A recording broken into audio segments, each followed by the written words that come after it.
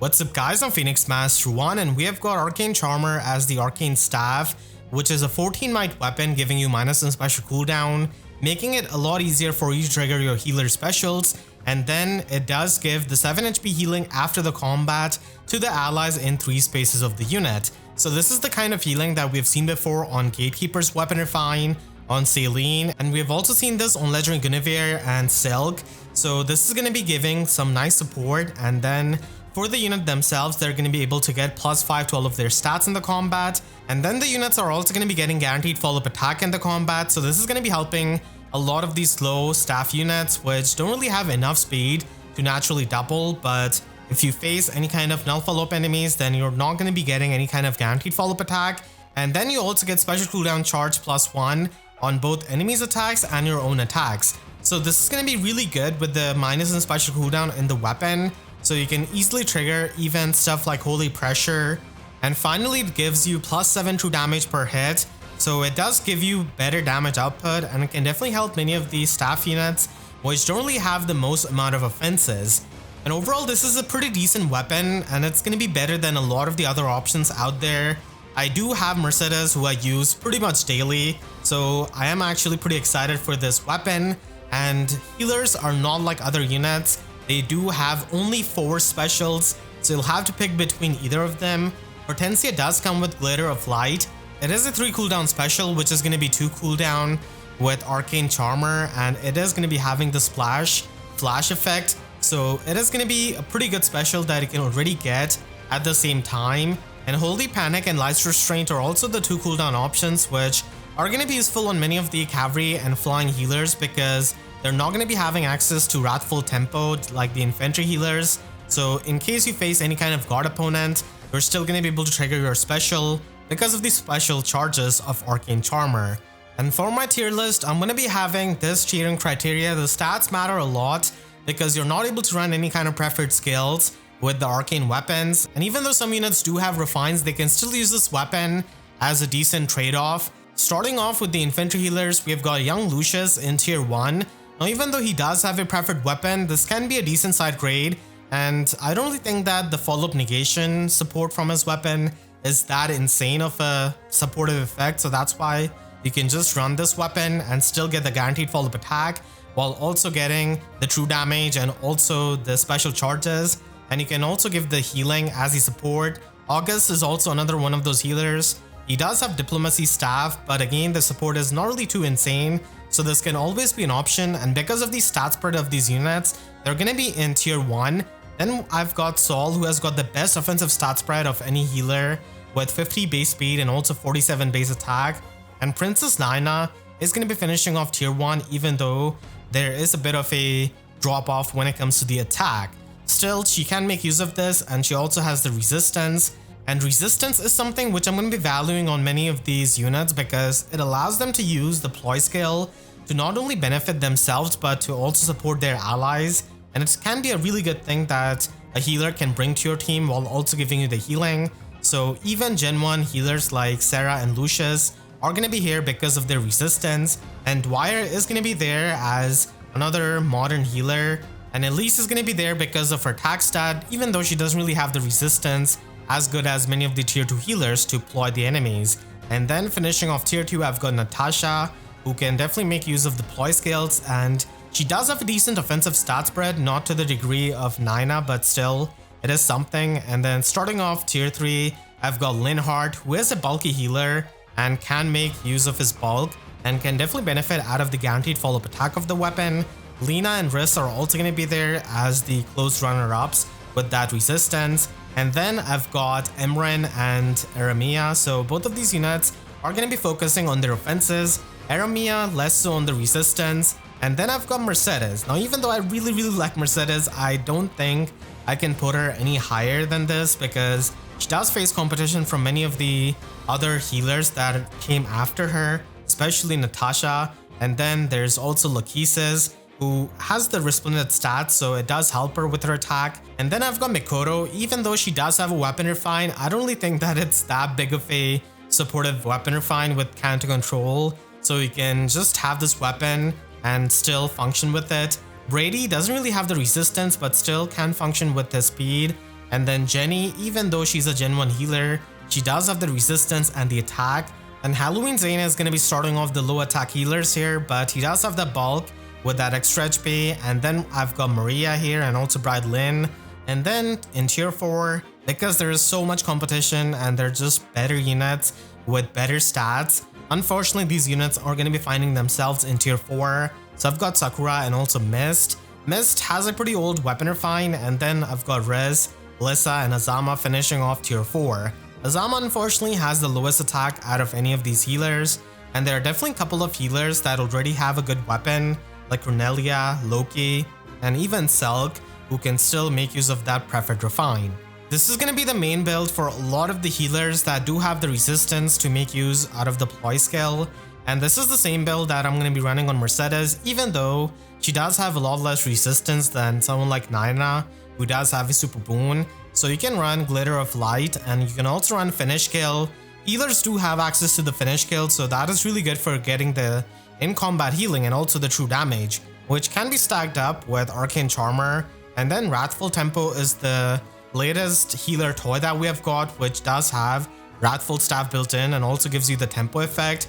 And attack speed ploy is going to be helping you, even though the attack debuff is going to be resulting in less damage output with Glitter of Light. Still, it is something you can run in your slot C, and then you can make use of any kind of squad secret seal that can boost up your resistance. And Attacko Teko is the main Attuned skill that we've got right now. So Wrathful Tempo and Finish Skill are pretty much the best options for any kind of healer. And then you can also run Attack Resistance Finish if you're a slower healer to get the resistance. And Still Water is going to be helping you with deploy checks. So it is also going to be an option for many of these healers that are not going to be very fast. And you can also run Infantry Pulse 4 on many of these healers and get a 1 cooldown Glitter of Light, because Poetic Justice is the next best option if you don't have Wrathful Tempo. And this is going to be helping you against many of the units that have the guard effect. So because of the special charges of Arcane Charmer, you're going to be able to trigger Glitter of Light on your double. So it's also an option that you can run. And bulky healers like Linhardt can also run Fire Flood Boost 3 and just combo it up with the tempo effect of Wrathful Tempo. So the Fire Flood skill is really good for giving you that extra bulk and also the guard effect, and it is definitely an option. And finally, you can also run Infantry Null Follow 4 in the slot A, and the orders status that you get out of it is going to be useful with attack speed unity, and Emblem Marth is going to be helping you against the guard effect enemies. There are a bunch of Cav healers, and the best ones are pretty much going to be Brave Veronica, Young Laura Shell, also Sol. So Young Laura Shell does have a preferred weapon, but it has not really aged the best with its flash status. So you can just get the flash status out of the special now, and then you can get a lot more effects out of this weapon. And then in tier 2, I do have Elise. She does have a resplendent version, so she can try and just stack up her offenses, just like most of these healers. But if you're not fast enough, then again, plowing is something that you can do to support your team. And that is what Picnic Jenny can do, and also Forest can do. And Maribel is going to be finishing off tier 2. And then starting off tier 3, I've got Nana here, who doesn't really have the highest attack stat, and same goes for Etlin. But still they can make use of it and decently double many of the units because of their speed.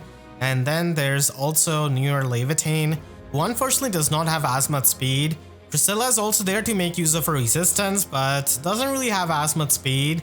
And then finishing off tier 3, I've got Valentine Silk, who does have the bulk, but still it's not that crazy anymore. And then in tier 4, I do have Clarine, who does have the lowest attack stat out of any of these Cav healers. And Spring Bruno also has a bit of a different stat spread, which is not really seen on these Cavalry healers, with focusing a lot on the defense. Unfortunately, Cav healers don't really have too many options. We do have Dazzle Fortress, which can give you the Canto, but it's Canto remaining movement, so again, they are the only units that can easily run this, because flying units are not going to be making too much use out of the remaining movement, especially after warping.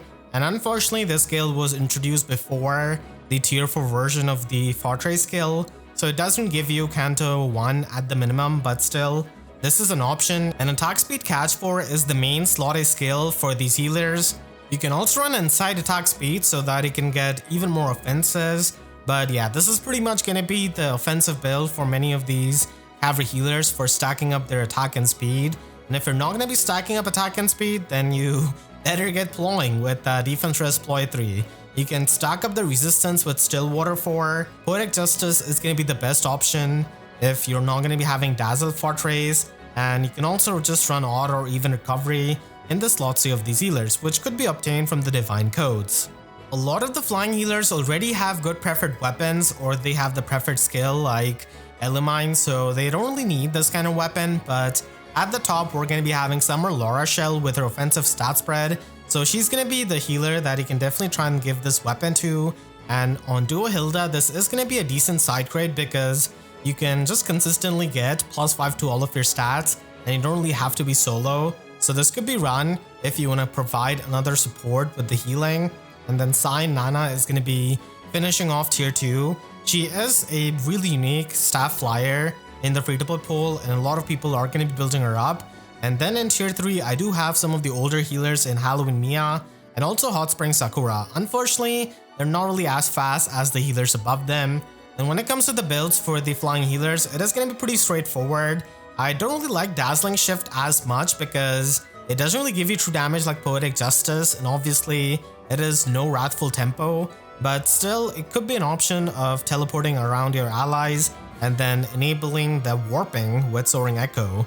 And you can also run Deadly Miasma and get it at the same time from Attuned IV if you're going to be pulling on this banner, so that is going to be an option. And because you're going to be warping, you are going to be having good synergy with the Unity skill, so it could be run in the slot A, but you can always just run Attack Speed Catch 4 and run Poetic Justice and run Guidance 4 for giving some support to your allies. And Attack Echo is going to be the other Attune skill you can run if you want to warp around yourself. Staff Armors are a bit of an unfortunate case because they don't even have access to something like Armored Beacon or Armored Flow, so they really don't have access to a lot of the defensive skills, and they can only run a lot of them. But with this weapon, you're not going to be having anything changing too much. The only thing is that you can run other slot B skills other than Vengeful Fighter 4, because it is going to be having overlap with that and also Special Fighter 4. So now that we have got Canny Fighter, it is going to be the main slot B that you can run so that you can get the damage reduction. And then you can run Fire Flood Boost to get the guard effect. And Miracle is the main defensive option that you can run on these staff armors, which is definitely a bit sad, but can work out with the special charges of the weapon. So this is going to be my final tier list of the Arcane Charmer weapon usage. There's just so many healers, and I'm so happy that finally they can get this kind of Arcane Staff. I'm not sure if they're going to be making another variant of this staff anytime soon. We got Arcane Staff in such a long time, and it was basically the last weapon type. You can also click the link on the screen right now so that you can watch my breakdown of the Rearmed Hortensia and Attuned IV banner. And make sure to subscribe and hit the notification bell, because YouTube sub boxes are about as functional as the special options of staff armors. And with that said, I'll see you guys next time. Thank you so much for watching and have a great day.